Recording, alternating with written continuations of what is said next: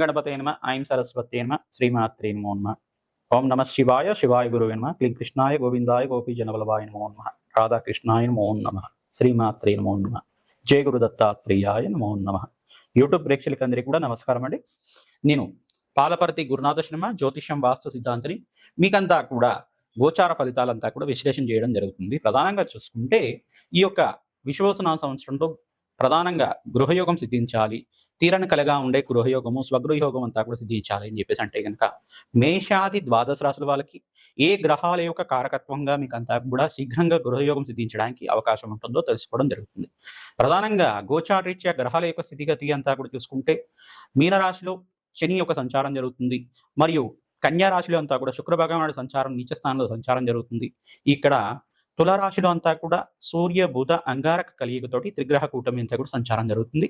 రాహు అంతా కూడా కుంభరాశిలో సంచారం, కేతు అంతా కూడా చూసుకుంటే ఈ యొక్క సింహరాశిలో సంచారం జరుగుతుంది. బృహస్పతి అంతా కూడా అక్టోబర్ 18, 19 తారీఖులో అంతా కూడా కర్కాటక రాశిలో ప్రవేశం చేస్తున్నారు. ఉచ్చస్థానంలో సంచారం చేయడం, అతిచారంలో మార్పు అనేది జరుగుతుంది. బృహస్పతి మార్పు అంతా కూడా అతిచారంలో మార్పు జరగడం వల్ల 48 రోజుల వరకు అతిచారంలో కర్కాటక రాశిలో ప్రవేశం చేసి 48 రోజుల దాకా కర్కాటక రాశిలో అంతా కూడా సంచారం చేస్తారు. మరియు డిసెంబర్ 5, 6 తారీఖులో అంతా కూడా మరి తిరోగమనం అంతా కూడా జరగడం జరుగుతుంది. మళ్ళీ 6 నెలల వరకు అంతా కూడా ఈ యొక్క స్థిరంగా అంతా కూడా రాశిలో సంచారం చేయడం, మిథున రాశిలో సంచారం చేయడం జరుగుతుంది. ఈ యొక్క సంచారం అంతా కూడా చూసుకుంటే బృహస్పతి మార్పు విశేషంగా జరుగుతుంది. మరియు శనిశ్వరుడు యొక్క దశమ దృష్టి అంతా కూడా ధనుసు రాశి మీద పడడం, మరియు ఇక్కడ త్రిపాద దృష్టి అనేది ఉంటుంది, 3వ రాశి మీద అనేది పడడం జరుగుతుంది. మీనరాశి నుంచి 3వ రాశిలో అంతా కూడా సంచారం, ఈ యొక్క దృష్టి అంతా కూడా జరుగుతుంది. ఈ యొక్క గ్రహాల యొక్క స్థితి అంతా కూడా ఈ రకంగా ఉంది. ప్రధానంగా చూసుకుంటే ఈ యొక్క స్థిర ఆస్తి భూమి యోగం కానీ, ఈ యొక్క స్థిర ఐశ్వర్యం సిద్ధించడానికి, స్థిరంగా మీకంతా కూడా గృహయోగం సిద్ధించడానికి, తీరని కలగా ఉండే అందరికీ మానవులకంతా కూడా తీరని కలగా మంచి స్వగృహంలో నివాసంగా ఉండాలి, మంచి సొంతిల్లు అనేది ఉండాలి. సొంతిల్లు ఎప్పుడు లభిస్తుంది, ఏ దశలో లభిస్తుంది అనేది తెలుసుకోవడం జరుగుతుంది. లగ్న ప్రకారంగా చూసుకుంటే లగ్న చక్రవశాత్తు ఈ యొక్క జాతకాన్ని పరిశీలన చేసుకోవడం జరుగుతుంది. ప్రధానంగా మేషరాశి జాతకులని తీసుకుంటే కనుక మేషరాశి జాతకులకి ఈ సంవత్సరం అంతా కూడా స్వగృహయోగం ఏ రకంగా లభిస్తుంది, అసలు గృహయోగం సిద్ధించడానికి మేషరాశి జాతకులకి ఏం పరిష్కారం చేసుకోవాలి. ప్రధానంగా మీది మేషరాశి అని చెప్పేసి అంటే రాశిని లగ్నంగా చేసుకొని మీ రాశిని అంతా కూడా చూసుకొని స్థానాలంతా కూడా చూసుకోండి. మీ లగ్నం ఏదో తెలుసుకుంటే కనుక జన్మజాతకాన్ని లగ్నం తెలుసుకుంటే కనుక లగ్న వశాత్తు కూడా మీరు లగ్నాన్ని చూసుకొని దాని స్థానాలంతా కూడా చూసుకొని పరిష్కారం చేసుకోవడం జరుగుతుంది. మీకంతా కూడా ఈ యొక్క విశ్లేషాత్మకంగా విశ్లేషణ చేస్తూ ఉంటాం. మీరంతా కూడా దానికి పరిష్కారం చేసుకోవడం వల్ల అతి శీఘ్రంగా మీకంతా కూడా స్వగృహయోగం సిద్ధించడానికి, తీరని కలగా ఉండే సొంతీలంతా కూడా లభించడానికి, భూమి తగాదాలు కానీ, ల్యాండ్ డిస్ప్యూట్స్ కానీ, కోర్టు కేసుల్లో ఇరుక్కుపోవడం కానీ, మీకంతా కూడా స్థిర ఐశ్వర్యం సిద్ధించడానికి, స్థిరాస్తి లభించడానికి అంతా కూడా పరిష్కారం జరుగుతుందన్నమాట.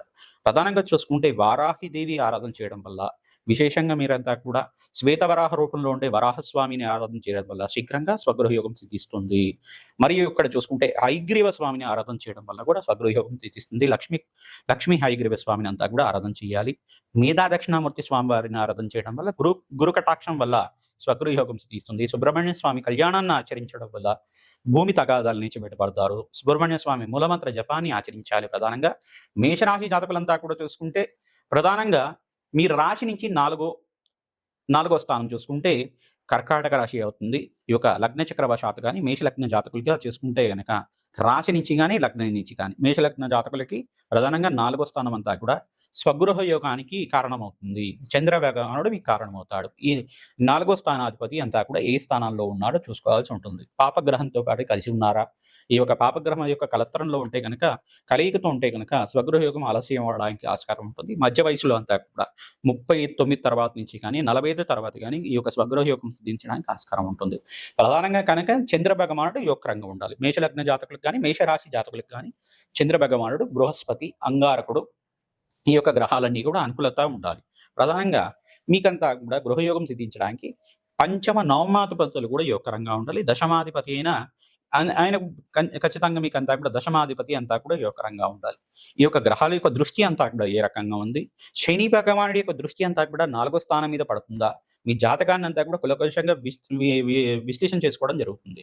ఈ యొక్క జాతకంలో మీకంతా కూడా శని భగవానుడి యొక్క దృష్టి అంతా కూడా చతుర్థ స్థానం మీద పడుతుందా లేదా, ఇటువంటి దృష్టి అనేది లేకుండా ఉంటే శీఘ్రంగా స్వల్ప కష్టంతో మీకు అంతా అక్కడ స్వగృహం లభించడానికి ఆస్కారం ఉంటుంది. అప్పుల బాధల నుంచి బయటపడడానికి ఆస్కారం ఉంటుంది. భూమి తగాదాల నుంచి బయటపడడానికి ఆస్కారం ఉంటుంది.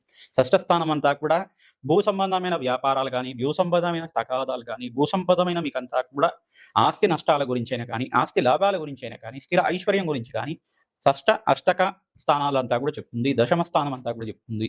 ప్రధానంగా చూసుకుంటే దశమ స్థానం రాజయోగ కారణం అవుతుంది.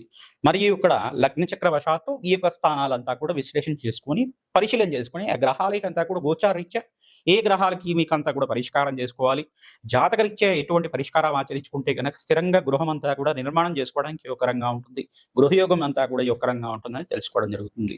మీ జాతకరీత్యా బలం అంతా కూడా ఏ రకంగా ఉంది, ప్రధానంగా ప్రస్తుత కాలంలో మీకంతా కూడా ఏలినాటి శని ప్రభావంలో ఉన్నారు కావున మేషరాశి జాతకులు ప్రధానంగా మీరంతా కూడా సుబ్రహ్మణ్య స్వామి ఆరాధన చేయడం, కాలభైరవ స్వామి ఆరాధన చేయడం చాలా విశేషమైన ఫలితాలు ఇవ్వడానికి ఆస్కారం ఉంటుంది. ఈ యొక్క అష్టమి నవమి తిథి మరియు ఏకాదశి తిథుల్లో కానీ, పౌర్ణమి లేదా అమావాస్య తిథుల్లో కానీ, మంగళవారం, గురువారం, ఆదివారం రోజున కూష్మాండ దానాన్ని దానం చేస్తూ ఉండాలి. తద్వారా శీఘ్రం అంతా కూడా మీకు గృహయోగం సిద్ధించడానికి ఆస్కారం ఉంటుంది. కాలభైరవ స్వామి దేవాలయంలో విశేషంగా మీరంతా కూడా స్వామివారికి అభిషేకం చేయించిన తర్వాత ప్రదోష కాలంలో పౌర్ణమి లేదా అమావాస్యల్లో కానీ, అష్టమి నవమి తిథుల్లో కానీ, ప్రదోష కాలంలో 6:30 నుంచి 7:30 ప్రాంతంలో అంతా కూడా కూష్మాండ దీపాన్ని వెలిగించాలి. ఉప్పు దీపం అని చెప్పేసి అంటారు, కూష్మాండ దీపం అంటారు దాన్ని అంతా కూడా.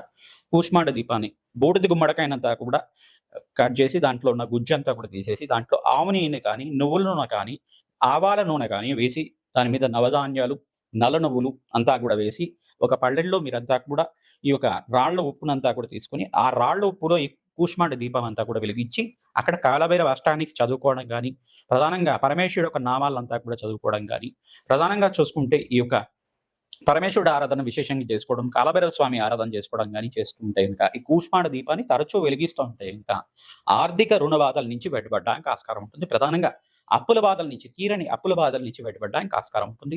భూమి తగాదాల నుంచి బయటపడడానికి ఆస్కారం ఉంటుంది.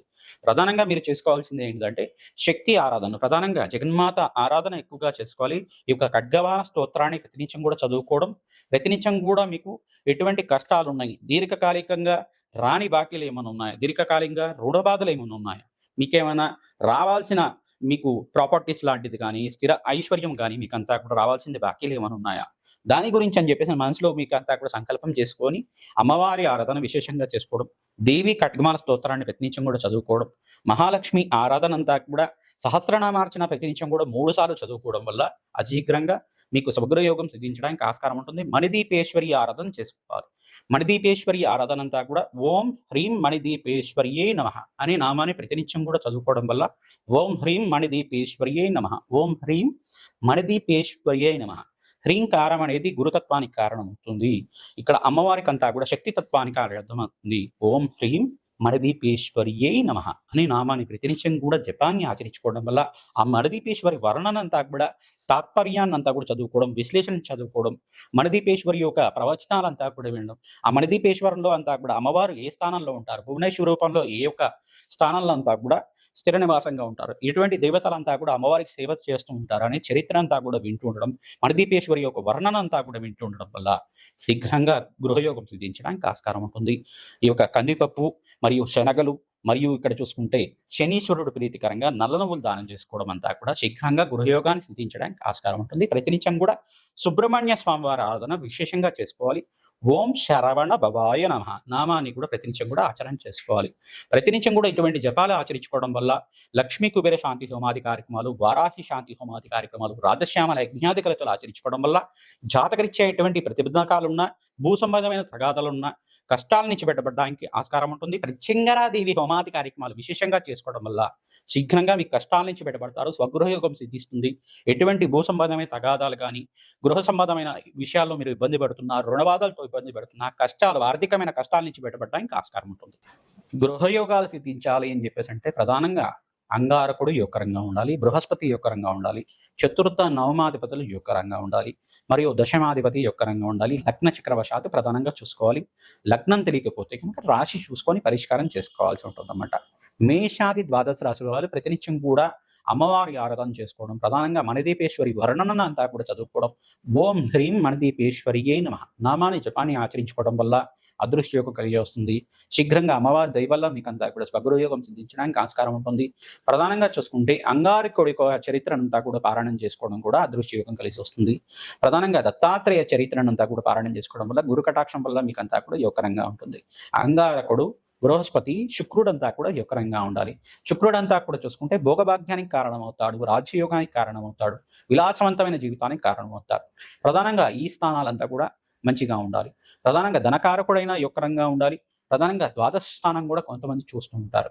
జాతకరీత్యా ద్వాదశ స్థానం ఏమేమి చెప్తుంది? భోగభాగ్యమైన సుఖవంతమైన జీవితం గురించి, ఈ యొక్క రాజ్య సంపదల గురించి, విలాసవంతమైన జీవితం గురించి, రిచ్ లైఫ్ గురించి చెప్తూ ఉంటుంది అన్నమాట. ద్వాదశ స్థానాల్లో కూడా మీకు ఖర్చుల గురించి చెప్తూనే విపరీత రాజయోగానికి గురించి కూడా చెప్తూ ఉంటుంది. ఈ స్థానాల్లో కనుక మంచి గ్రహాలు ఉంటే జన్మజాతకంలో కనుక గోచారీత్య కూడా ఆ గ్రహాలు కూడా అనుకూలత ఉండాలి. దశానాథుడు అనుకూలత ఉండాలి. ఏ మహర్దశ నడుస్తుంది, ఆ దశలో అంతర్దశ ఏం నడుస్తుంది, విదశలో ఏం నడుస్తుంది, ఆ దశానాథుడు అంతా కూడా ఈ స్థానాలకి సంబంధించే ఉండాలన్నమాట. ఇదొకటే కాకుండా జన్మజాతకంలోనే కాకుండా హస్త సాముద్రికంలో కూడా చూసుకోవాల్సి ఉంటుంది. హస్త సాముద్రికంలో కూడా ధనయోగాలు ఏ రకంగా ఉన్నాయి, ఏ గ్రహాల యొక్క మీకు ఈ యొక్క యోగకరంగా ఉన్నాయి మీకంతా కూడా ఆ హస్త సాముద్రికల్లో కూడా మనకు తెలుస్తుంది అన్నమాట. జాతకం అనేది కాకుండా హస్త సాముద్రికంలో కూడా కంపారిజన్ చేసుకోవాల్సి ఉంటుంది. హస్త సాముద్రికంలో కూడా గ్రహాల యొక్క స్థితిగతి ఏ రకంగా ఉంది, అదృష్ట యోగం కలిసి రావడానికి ఏ రకంగా వస్తుంది, ప్రతినిత్యం కూడా మీరు చూసుకోవాల్సింది ఏంటిదంటే ఈ యొక్క గ్రహస్థితి అంతా కూడా మెరుగ్కోవడానికి ఎటువంటి పరిష్కారాలు ఆచరించాలి, శీఘ్రంగా తీరని కలగా ఉండే స్వగృహ యోగం సొంత ఇంటి కళ అంతా కూడా నెరవేరడానికి ఏం పరిష్కారం చేసుకోవాలి అనేది జన్మజాతకాన్ని చూపించుకొని పరిష్కారం చేసుకోవడం వల్ల అఖండ లాభాలు సిద్ధించడానికి ఆస్కారం ఉంటుంది.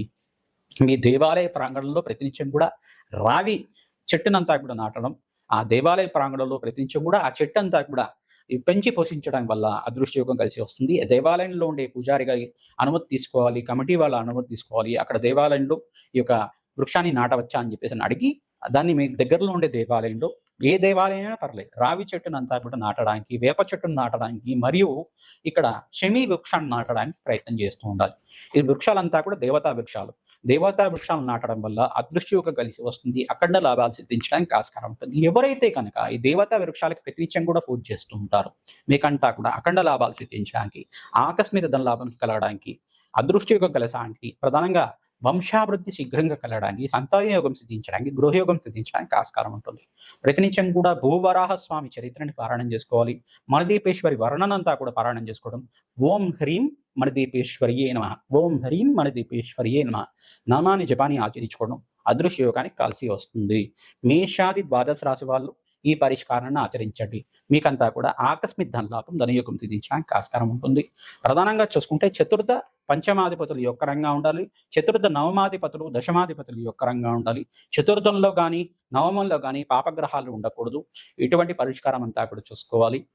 మీ యొక్క జన్మజాతకాన్ని అంతా కూడా జ్యోతిష పండితులతోటి విశ్లేషణ చేసుకొని తగు పరిష్కారం చేసుకోవడం వల్ల జప హోమాది కార్యక్రమాలు, దాన హోమాది కార్యక్రమాలు, తంత్రము, మంత్రము, యంత్రంతో మీకు అంతా కూడా పరిష్కారం చూపించడం జరుగుతుంది. అదృష్టయోగం కలిసి వస్తుంది. ప్రధానంగా భూ సంబంధమైన లాభ నష్టాలు కానీ ఏమైనా జరుగుతున్నా, ఆర్థిక సమస్యలు ఉన్నా, కోర్టు కేసులు కానీ ఉన్నా కానీ దానికంతా కూడా ఈ యొక్క జప హోమాది కార్యక్రమాలతోటి మీకు విశ్లేషణ చేసి పరిష్కారం చెప్పడం జరుగుతుంది. ఆర్థిక సమస్యల నుంచి బయటపడడానికి మణదీపేశ్వరి వర్ణన, ఈ యొక్క దేవీ భాగవతం చరిత్ర పారాయణం చేసుకోవడం వల్ల కష్టాల నుంచి బయటపడుతూ ఉంటారు. మణదీపేశ్వరి వర్ణన అంతా కూడా ప్రవచనాలు లాగా ఉంటాయి. ఆ ప్రవచనాలంతా కూడా వినడం వల్ల మీకు అదృష్టయోగం కలిసి వస్తుంది. మణదీపేశ్వరి భువనేశ్వరి రూపంలో ఏ రకంగా స్థిర నివాసంగా ఉంటుంది, మీకంతా కూడా ఏ దేవతలంతా కూడా మణదీపేశ్వరి యొక్క పీఠంలో అంతా కూడా ఉంటారు. మీకంతా కూడా వర్ణన చదువుకోవడం వల్ల ఆకస్మిక ధనలాభం, ధనయోగం సిద్ధించడానికి ఆస్కారం ఉంటుంది. ప్రతినిత్యం కూడా దత్తాత్రేయ స్వామి వారి ఆరాధన, మహాలక్ష్మి ఆరాధన చేసుకోవడం, పరమేశ్వరుడు ఆరాధన విశేషంగా తీసుకోవడం వల్ల చెరుకు రసంతో పరమేశ్వరుడికి అభిషేక హోమాది కార్యక్రమాలు ఆచరించుకోవడం, చెరుకు రసంతో మరియు ద్రాక్ష రసంతో, దానిమ రసంతో అభిషేకాది కార్యక్రమాలు పరమేశ్వరుడికి అంతా కూడా ప్రదోష కాలంలో చేసుకోవడం వల్ల గృహయోగం సిద్ధిస్తుంది, అదృశ్యయోగం కలిసి వస్తుంది. ఆవు పాలతో చేసిన పెరుగన్నంతో హోమాది కార్యక్రమాలు శ్రీసూక్త విధానంగా చేసుకోవడం వల్ల శీఘ్రంగా గృహయోగం సిద్ధిస్తుంది, అష్టేశ్వర ప్రాప్తి కలుగుతుంది.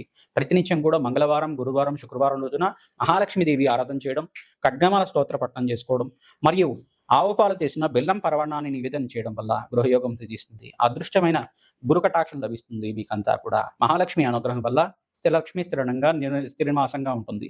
మహాలక్ష్మి స్థిర నివాసంగా ఉండడానికి పరిష్కారం అంతా కూడా యొక్కరంగా ఉంటుంది. తామర పూలతోటి, మల్లె పూలతోటి, తులసి మాలతోటి ఈ యొక్క మహాలక్ష్మి ఆరాధన అంతా కూడా విశేషంగా చేసుకుంటూ ఉండాలి. అఖండమైన లక్ష్మీ కటాక్షం లభిస్తూ ఉంటుంది. శ్రీమాత్రేయమ.